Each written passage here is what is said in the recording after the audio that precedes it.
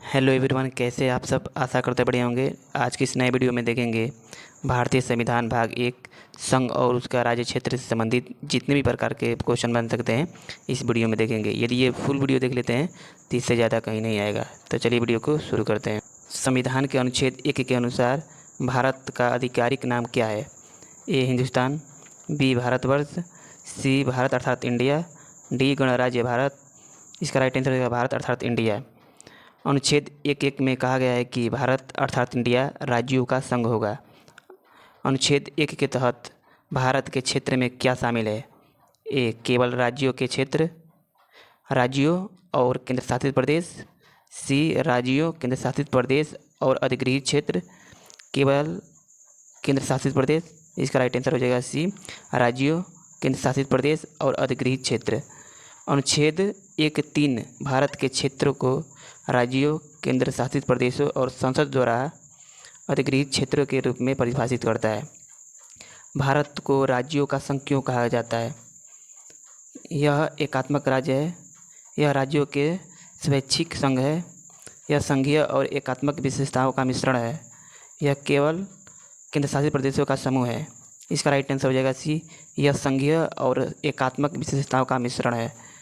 अनुच्छेद 1 भारत को राज्यों का संघ कहता है जो केंद्र और राज्यों के बीच शक्ति के बंटवारे को दर्शाता है। अनुच्छेद 2 संसद को क्या अधिकार देता है? ए राज्यों की सीमाएं बदलने का, बी नए क्षेत्रों को भारत में शामिल करने का, सी केंद्र शासित प्रदेशों को समाप्त करने का, डी संविधान संशोधन का। इसका राइट आंसर हो जाएगा बी नए क्षेत्रों को भारत में शामिल करने का। अनुच्छेद 2 संसद को नए क्षेत्रों को भारत में शामिल करने या नए राज्यों की स्थापना करने का अधिकार देता है। अनुच्छेद 3 के तहत संसद क्या कर सकती है? इस नए राज्यों का गठन, मौलिक अधिकारों को निलंबित करना, राष्ट्रपति का चुनाव, संवैधानिक संशोधन। इसका राइट आंसर हो जाएगा नए राज्यों का गठन। अनुच्छेद 3 संसद को राज्यों के गठन, सीमाओं में परिवर्तन या नाम बदलने का अधिकार देता है। अनुच्छेद 3 के तहत विधेयक के लिए क्या आवश्यक है? सर्वोच्च न्यायालय की सहमति, संबंधित राज्य विधानसभा की राय, सभी राज्यों की सहमति, कोई प्रक्रिया नहीं। इसका राइट आंसर हो जाएगा बी संबंधित राज्य विधानसभा की राय। अनुच्छेद 3 के तहत राष्ट्रपति को विधेयक को राज्य विधानसभा की राय के लिए भेजना होता है जो बाध्यकारी नहीं है। अनुच्छेद 4 का मुख्य उद्देश्य क्या है? नए राज्यों का गठन, अनुच्छेद 2 और 3 के कानूनों को संवैधानिक संशोधन से मुक्त करना, केंद्र शासित प्रदेशों का गठन, मौलिक अधिकारों की रक्षा। इसका राइट आंसर रहेगा बी अनुच्छेद 2 और 3 के कानून को संवैधानिक संशोधन के मुक्त करना। अनुच्छेद 4 यह सुनिश्चित करता है कि अनुच्छेद 2 और 3 के तहत कानून संवैधानिक संशोधन नहीं माने जाते। निम्नलिखित में से कौन सा क्षेत्र भारत का हिस्सा नहीं है? लक्षद्वीप, अंडमान और निकोबार, भूटान, जम्मू और कश्मीर। इसका राइट आंसर हो जाएगा सी भूटान। भूटान एक स्वतंत्र देश है जबकि अन्य वैकल्पिक भारत के केंद्र शासित प्रदेश या राज्य हैं। तेलंगाना राज्य का गठन किस अनुच्छेद के तहत हुआ? अनुच्छेद 1, अनुच्छेद 2, अनुच्छेद 3, अनुच्छेद 4। इसका राइट आंसर हो जाएगा सी अनुच्छेद 3। तेलंगाना का गठन 2014 में आंध्र प्रदेश के पुनर्गठन के तहत अनुच्छेद 3 के प्रावधान द्वारा हुआ। अनुच्छेद 3 के तहत संसद को राज्यों के नाम बदलने के लिए क्या करना होता है? सर्वोच्च न्यायालय की अनुमति लेनी होती है, बी केवल साधारण बहुमत से कानून पारित करना होता है, संवैधानिक संशोधन करना होता है, सभी राज्यों की सहमति लेनी होती है। इसका राइट आंसर हो जाएगा बी केवल साधारण बहुमत से कानून पारित करना होता है।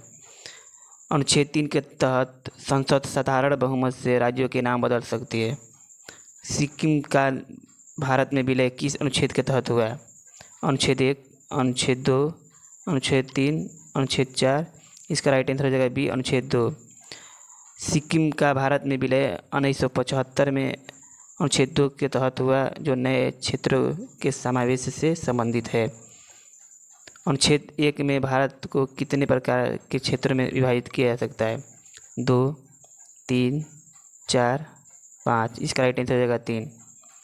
अनुच्छेद 1(3) भारत के क्षेत्र को 3 भागों में बांटता है, राज्य, केंद्र शासित प्रदेश और अधिगृहित क्षेत्र।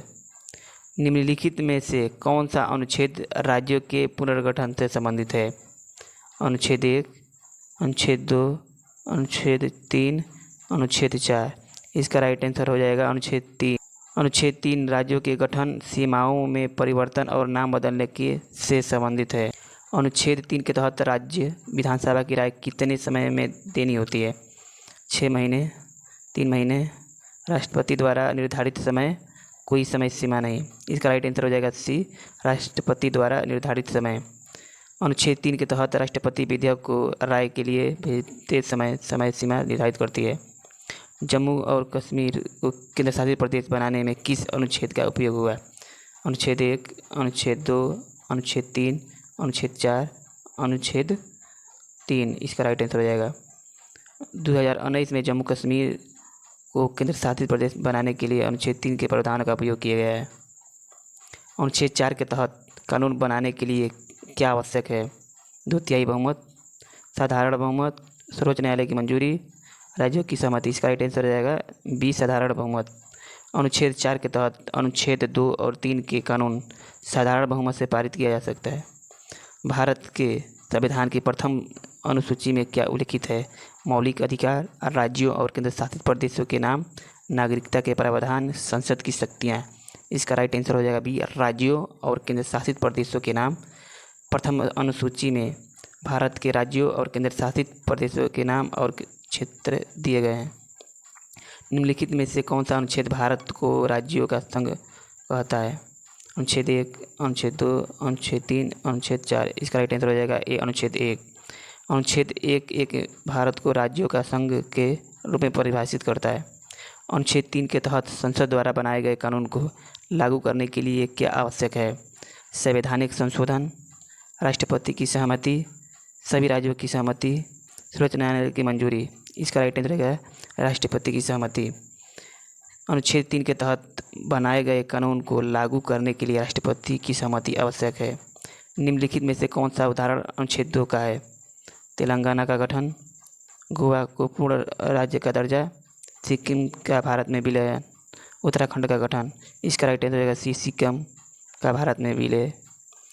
सिक्किम का विलय 1975 अनुच्छेदों के तहत हुआ, जो नए क्षेत्रों में समावेश से संबंधित है।